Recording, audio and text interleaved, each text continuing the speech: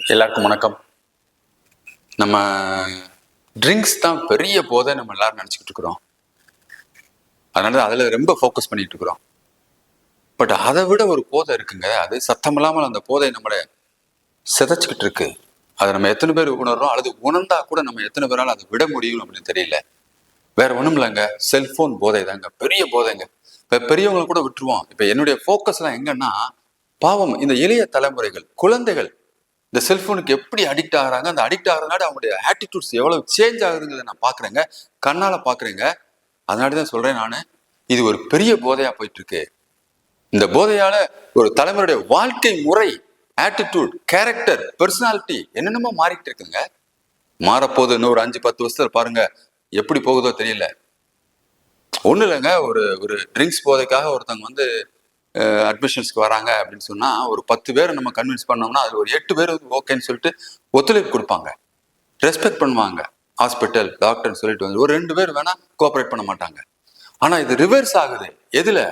இந்த குழந்தைகள் 17 வயதுக்கு கீழே இருக்கிற குழந்தைகளை செல்போன் அடிக்ஷன்ஸ் கொண்டு வராங்க. அந்த குழந்தைகளை கவுன்சிலிங்காக நம்ம ட்ரீட்மெண்ட்டுக்கு சொல்றோம். 10 பேர்ல சொன்னோம்னா அதுல 8 பேர் கோஆபரேட் பண்ண மாட்டேங்கிறாங்க, 2 பேர் தான் ஒத்துழைப்பு கொடுக்குறாங்க. யதார்த்தத்தை பார்க்குறேன். எவ்வளவு ஆக்ரோஷமாகறாங்கன்னு நினைக்கிறீங்க? ஒரு பையனை ஒருத்தனை கூட்டிட்டு வந்தாங்க. அவன் 10th ஸ்டாண்டர்ட். பயங்கர ஆக்ரோஷமாகறான். டமால்னு கண்ணாடியில உடச்சு கையில கீச்சிட்டு தான் கூட்டிட்டு வந்தாங்க.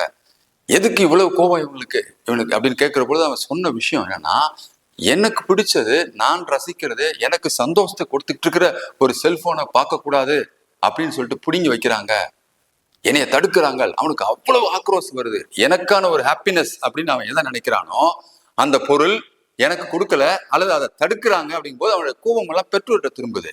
இப்ப யாராவது உறவினர்கள் ஏதாவது அட்வைஸ் பண்றாங்கன்னு சொன்னா அவனுடைய கோபம் அந்த ரிலேட்டிவ்ஸ் அவங்க மேலேயும் திரும்புதுங்க.